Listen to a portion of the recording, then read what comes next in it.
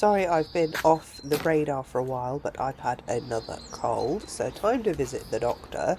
But anyway, I have still been doing stuff, and I planted my own rose seeds, so I really fancied having a go at that.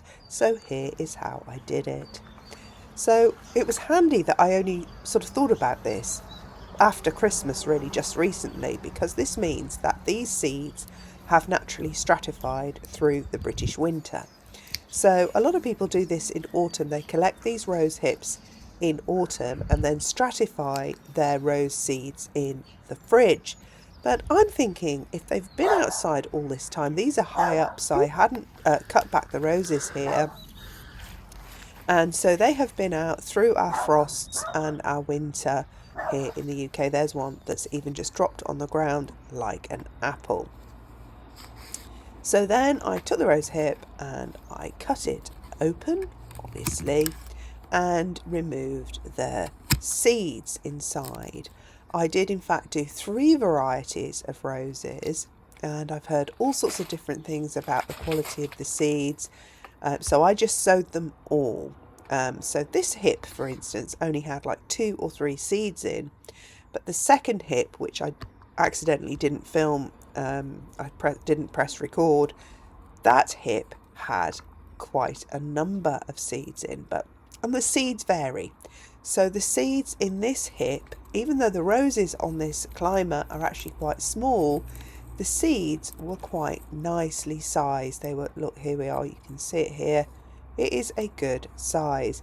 I have another climbing rose at the front of my house, which you never see in my videos, and the seeds in that were much smaller. And then I had a shrub rose where I collected the seeds, and those seeds were, no, sorry, it was a red rose climber. Yes, so the seeds were quite similar to this, but they did all vary in size. But you can tell once you cut the pod open what the which ones are the seeds and which is just the, you know, the fluff that you're just going to get rid of. So here they are.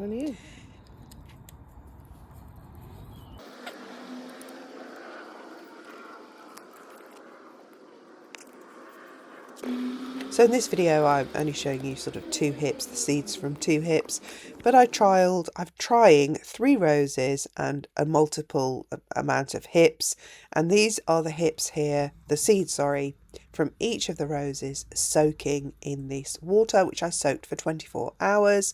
I'm not sure if this is a thing, but I read somewhere in all the things I was reading, I decided this was probably worth a go. If you think about them being on the ground and being hit by the rain and softening up. So I thought, well, I'll do that. I'll soak them just like they would in nature, just speed it up a bit.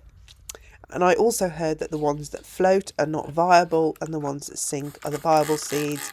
But it's fairly anecdotal, so I just decided to sow all the seeds.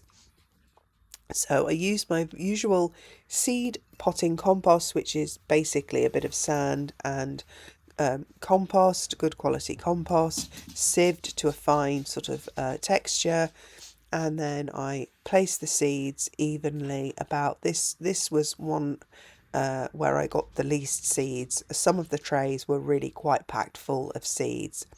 And then, of course, once they're already soaked, the soil is moist. I was kind of thinking, like, this is kind of how I do my ranunculus, really. This is how I would treat my ranunculus. Similar kind of conditions. Then obviously cover with soil and moisten once again. And then, because they're roses and they're extremely hardy, these seeds are just going to go outside. No special treatment required.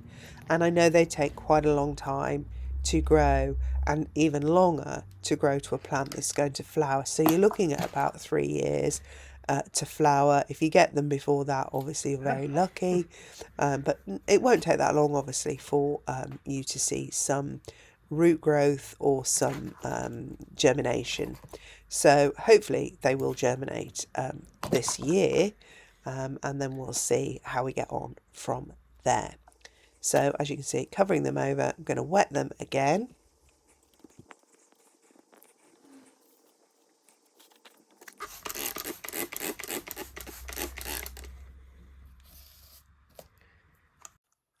And then all I need to do is label them. I've run out of the sticks that I usually, the lollipop sticks that I usually use for labeling my seeds. So I just wrote it on a piece of paper and I'll put it in a waterproof bag.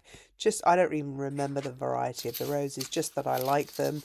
So what I've done is I've just put down the location of the rose so I know exactly what the rose will look like.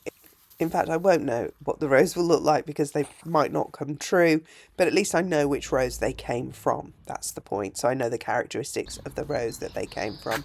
And then here they are outside on my planter. And these, obviously, I've put holes in these trays so they can drain. And that's it. And I'll keep you posted if anything exciting happens with these seeds. Thanks for watching. Bye.